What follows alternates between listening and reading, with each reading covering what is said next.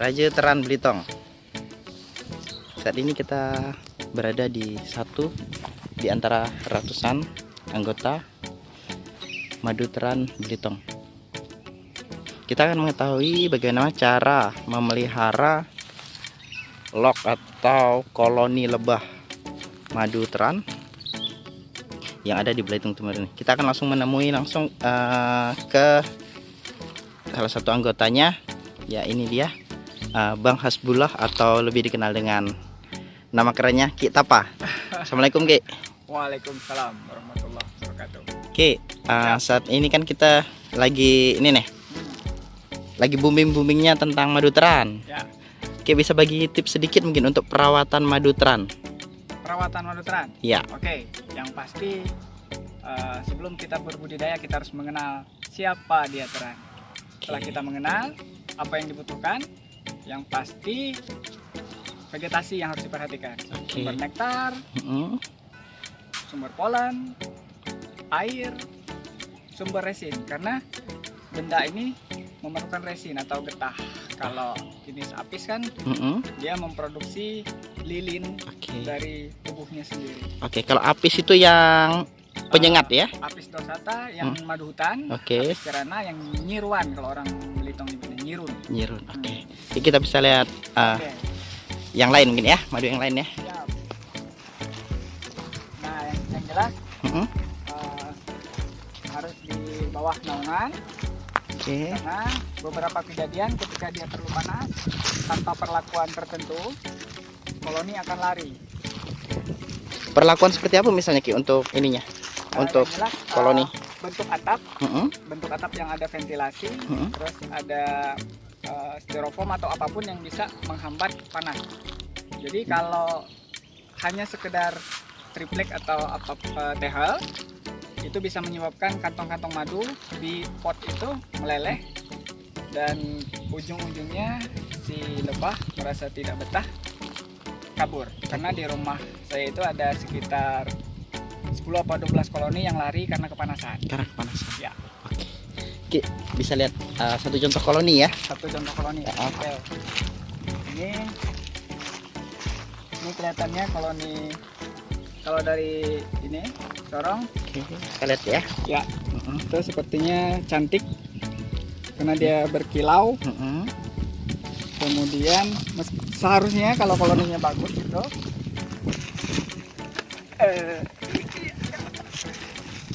seharusnya banyak penjaga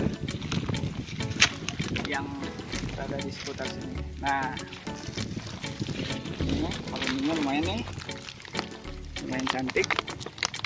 Nah, kuat. Daerah sini warna madunya agak kuning, rasanya manis, asam tipis.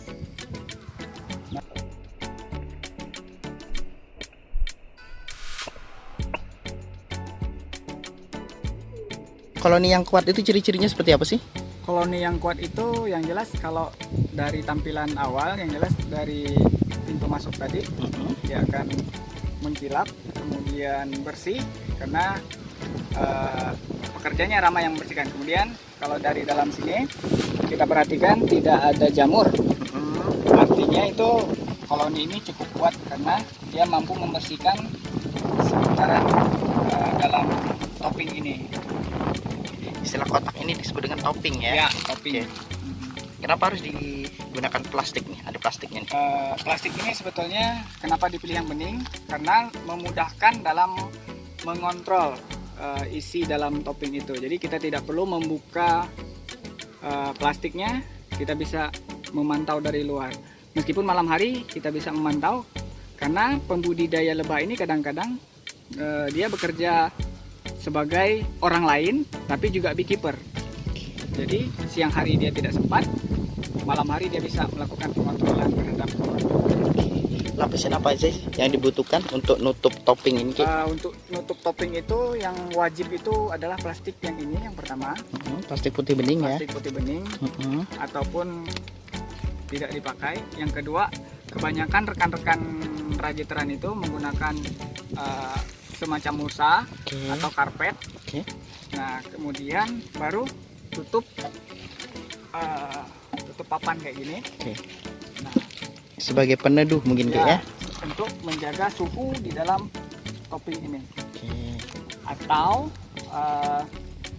bisa juga menggunakan styrofoam yang disekrup untuk menjaga dari gangguan tupai ataupun monyet, karena monyet bisa menghancurkan satu koloni.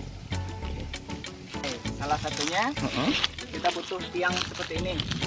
Kenapa perlu tiang? Karena musuhnya mereka ini, musuhnya lebah itu adalah pertama kodok, kedua cicak. Jadi kodok dan cicak ini kalau seandainya ini di bawah sini akan dengan mudah memangsa mereka. Kemudian semut. Nah, dengan tiang seperti ini kita dapat memasang, ini dipasang lem tikus untuk menjaga semut agar tidak naik ataupun cicak nanti yang bisa menempel di sini. Atau kita bisa pasang oli di sini untuk menghambat semut dan sebagainya. Itu kalau untuk dudukan tiang Ya. lock ya, tiang koloni ya. Oke. Selain itu kita juga vegetasi ya. Ya, vegetasi itu Vegetasi. sangat perlu karena tanpa vegetasi, tanpa sumber nektar, lebah tidak bisa apa-apa. Tanpa resin, lebah tidak bisa membangun sarang. Lebah trigona khususnya ya. Oke. Tanpa polen, lebah tidak bisa makan polen atau tepung sari. Tanpa air, lebah akan bermasalah juga karena lebah juga butuh air. Vegetasi sama, tanpa air, produksi madu akan berbeda. Jadi neporea, nektar, polen, air, resin. Siap. Makasih, kita apa? Siap. Relokasi. Relokasi. Nah, jadi bila kita melakukan relokasi atau pindah posisi dan jaraknya tidak lebih dari 300 meter, kita harus melakukan pemenjaraan terhadap koloni ini. Koloni ini sudah kuat, dia bisa makan, kebutuhan makannya cukup. Nah, jadi biar aman tidak menyerang koloni lain, kita pasang jaring seperti parabola itu di sini. Oke. Kemudian baru kita relokasi. Itu Paranet. prosesnya malam hari ya. Prosesnya malam hari, kita pindahkan misalnya jaraknya 10 meter atau 20 meter atau 100 meter. Nah, kita pindahkan, kita biarkan, jangan sampai dia bisa keluar nih dari celah yang lain. Yang jelas kita penjara paling tidak 3 hari. 3 hari 3 malam dia akan mengkalibrasi titik GPS mereka. Jadi dia tidak akan kembali kemari, dia akan tetap di sana. Tapi kalau baru 1 hari 1 malam, dia akan dari sana akan kembali kemari dan akan menyerang koloni yang lain.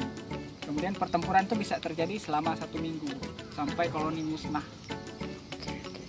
Siap. Dampaknya bisa sampai koloni itu musnah ya. Dampak bisa sampai koloni musnah. Oke, siap. Pasti. Ya.